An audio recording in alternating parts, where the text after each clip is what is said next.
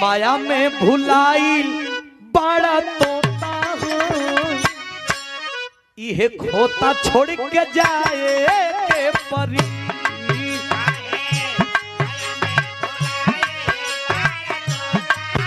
खोता छोड़ के जाए के परी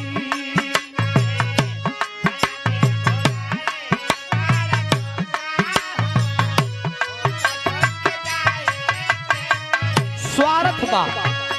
स्वार्थ का बा जगही में 2 डिसमिल बा वो हमार ये स्वार्थ बा किरोड़वा पौला हमार हम कहतनी कि ये स्वार्थ बा स्वार्थ ई कैसे तुहार हो तुहार बाबूजी का नहीं दादा का रहल दादा मर गईले तुहार बाबूजी का भइल तुहार बाबूजी मर गईले तुहार भइल तो मर जीव तुहार लइका कहो लेकिन स्वार्थ बाकी हमार ऐसे कहे के बता अरे सगर स्वार्थ में नीमन बाउर होता हो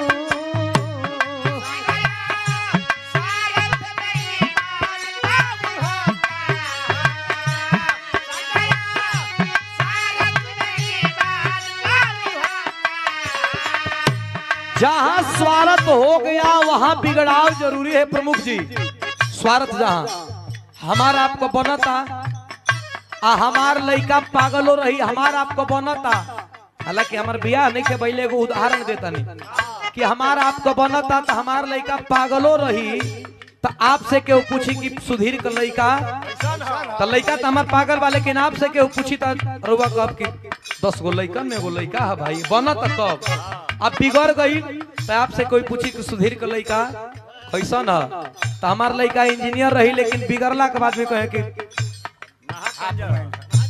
महानिकम्मा पियक्कड़ चोर डकैत आ लइका इंजीनियर बा केहू पूछी कि कहो दुआरवा पता स्कॉर्पियो फॉर्च्यूनर बिया आदमी कहे ना ना लोन पे है लोनो ले लेके चल जाए ये स्वार्थ कैसे अरे सगर स्वार्थ में नीमन बाउर होता हो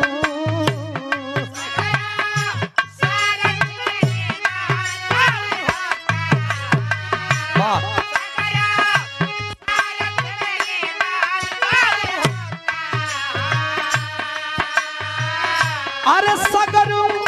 स्वार्थ में नीमन बाउर होता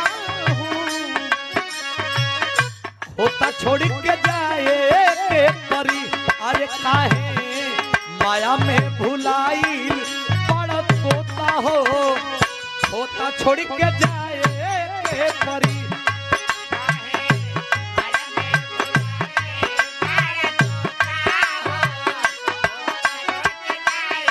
और है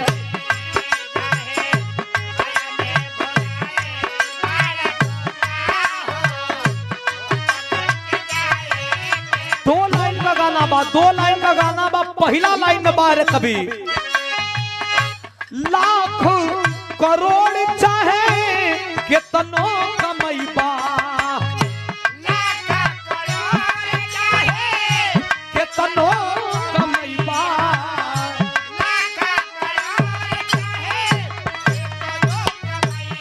1 रुपया कमाए वाला भी गइल बा या जाई 1 करोड़ कमाए वाला भी गइल बा घमंड कौनी बात का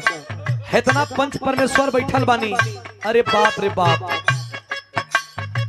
जेकरा खूब घमंड बा कि हमार दौलत बा हम ना जाई हमार रुपया बा हम ना जाई तो हम कहतनी कि अब भी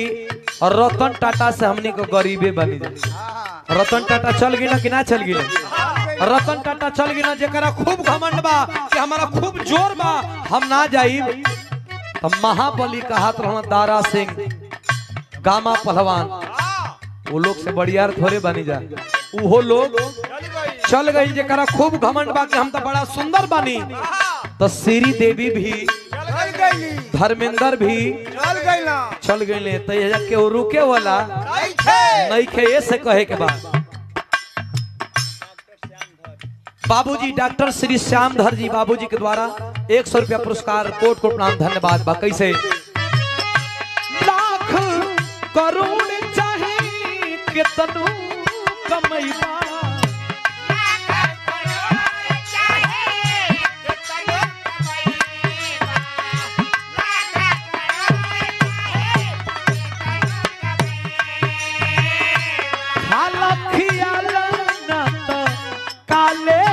जइबा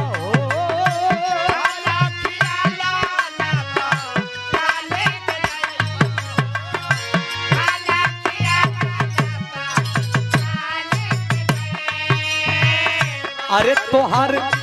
खुल जाई पहिनल लंगोटा हो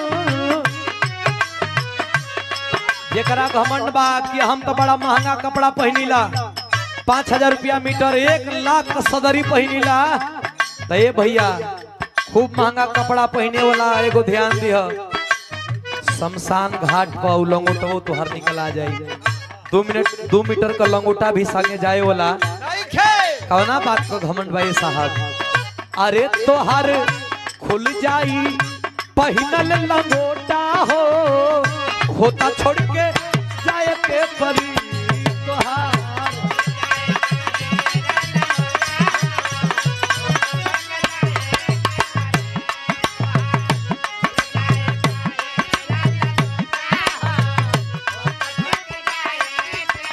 आखिरी भाव हमारे निर्गुण का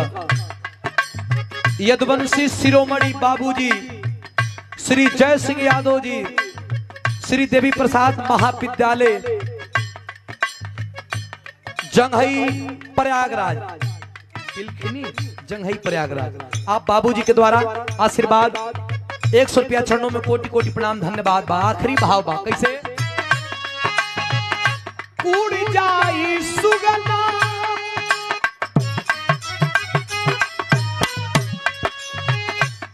उड़ जाई सुगना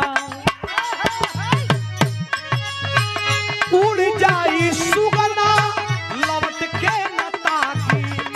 उड़ जाई सुगना लौट के न ताकी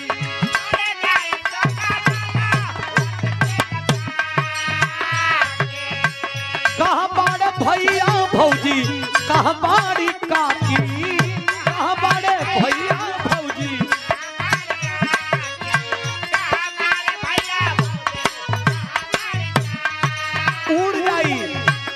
ई ना देखी कि के रहा कैसे रहा है बाबूजी रहे है कि माई रहे कि भौजाई रहे कि मेहरारू रही एको बारी भेंट ना करी जे के उड़े के बाबू